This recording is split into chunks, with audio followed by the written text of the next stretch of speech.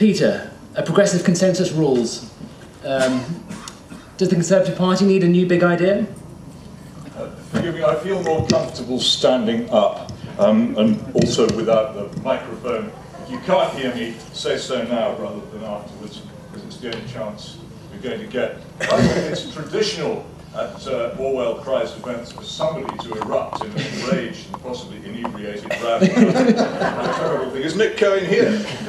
Let's see him. Well, it's not me today, but watch out for it, it'll probably come later. The thing about the Conservative Party, which I've not come here to support, as some of you may have guessed, is that it does not do what it says on the tin. It is not a Conservative Party. If the Conservative Party were your fridge, all your food would go bad. If the Conservative Party were your car, you would be stranded by the side of the road. Similarly, if the Conservative Party were your bicycle. If the Conservative Party were your accountant, you would be bankrupt. And if the Conservative Party were your lawyer, you would be in jail. The Conservative Party has failed on every conceivable front to conserve anything whatsoever. It has spent the entire last century pretending to be a disposition, not a dogma, which might have been all right in 1907, but when faced with the determined attempt of Fabian socialism to transform this country, has been a wholly useless approach.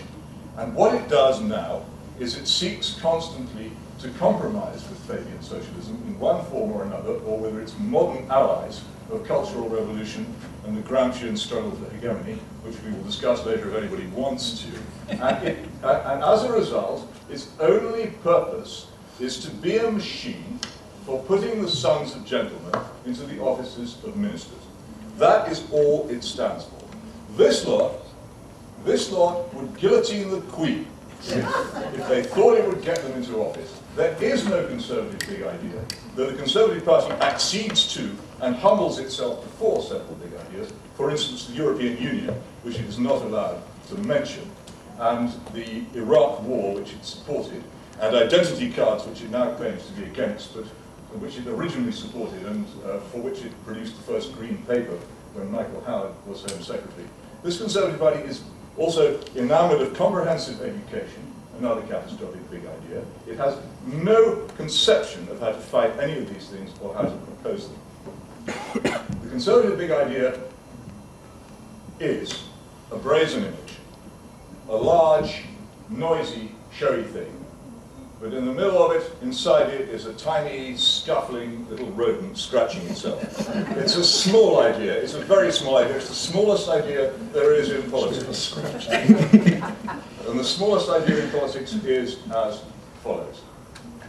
Office at any cost.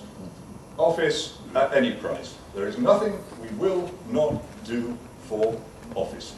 And that is all it is. And the problem with that, and I can tell you because I witnessed Norman Lamont making that speech about John Major in the House of Commons. The problem with office attained without principle and without purpose, that you get into office, this one, you get into office and you are not in power. And that is their future. And unless and until we get rid of them and replace them with a proper party that does have an idea, there isn't any Conservative future and there isn't any Conservative big idea. Thank you very much indeed. Peter?